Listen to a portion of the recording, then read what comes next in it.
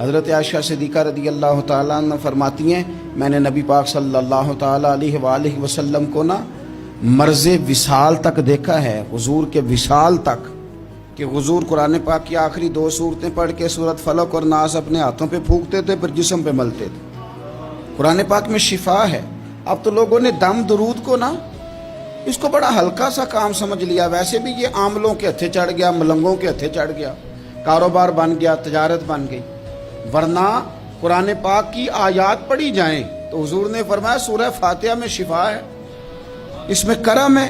یہ چیزیں جو بڑی ہمارے لیے سود مند تھی، فائدہ مند تھی، ہم چھوڑ گئے۔ ایک بڑی خوبصورت حدیث ہے، سنیے گا۔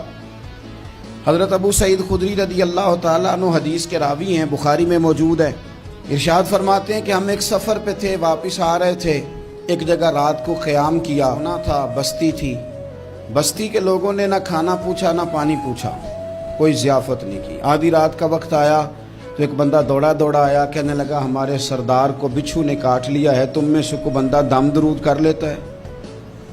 تو ایک صحابی کہنے لگے کر تو لیتے ہیں، پر تم نے چونکہ ہمیں کھانا پانی تک نہیں پوچھا، تم اگر دم کراؤ گے تو مفت نہیں کریں گے۔ بخاری پڑھ رہا ہوں، پیسے لگیں گے۔ کتنے پیسے؟ بکریوں کا ایک ریوڑ پورا۔ شارحین نے لکھا 40 بکریاں۔ کنے دما دیاں؟ او بھائی اس سے کوئی بندہ جواز نہ لے کہ پیسے لینے جائز ہیں، اس سے جواز نہ حاصل کرے۔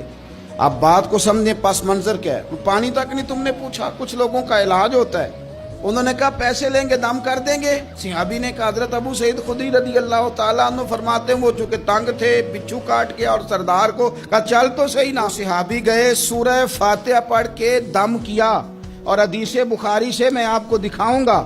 لوگ کہتے ہیں دم کدھر سے آ گیا؟ بخاری پڑھ رہا ہوں، صحیح بخاری۔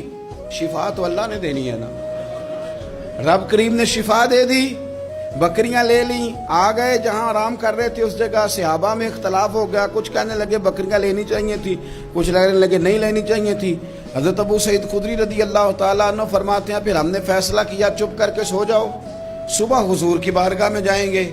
اگر کریم نے کہا لینی چاہیے تھی پھر تو موج بن گئی، اور اگر کہا نہیں لینی چاہیے تھی تو بکریاں ہانک کے واپس کر دیں گے۔ مسئلہ کیا ہے؟ کہتے ہیں صبح گئے حضور کی بارگاہ میں، جا کے مسئلہ عرض کیا، یا رسول اللہ انہوں نے بھی پانی کوئی نہیں پوچھا تھا، ہم نے بھی کہا دم کریں گے تو پیسے لیں گے، تو ہم نے یہ بکریاں لی ہیں۔ شارحین لکھتے ہیں 40 تھی شاید، تو یا رسول اللہ اب کیا کریں؟ حضور مسکرانے لگے، حضور مسکرانے لگے۔ جس کے گچھے سے لچھے جڑے نور کے، ان ستاروں کی نزہت پہ لاکھوں سلام، اور جس کی تسکین سے روتے ہوئے ہنس پڑیں، اس تبسم کی عادت پہ لاکھوں سلام، اور ان کی باتوں کی لذت پہ بے حد درود، ان کے خطبے کی ہیبت پہ لاکھوں سلام۔ حضور مسکرانے لگے اور مسکرا کے پوچھا اچھا پڑھا کیا تھا؟ یا رسول اللہ سورہ فاتحہ۔ فرمایا سکھائی کس نے تھی؟ کہا یا رسول اللہ آپ نے۔ فرمایا پھر آدھی بکریاں میری ہیں آدھی تمہاری ہیں۔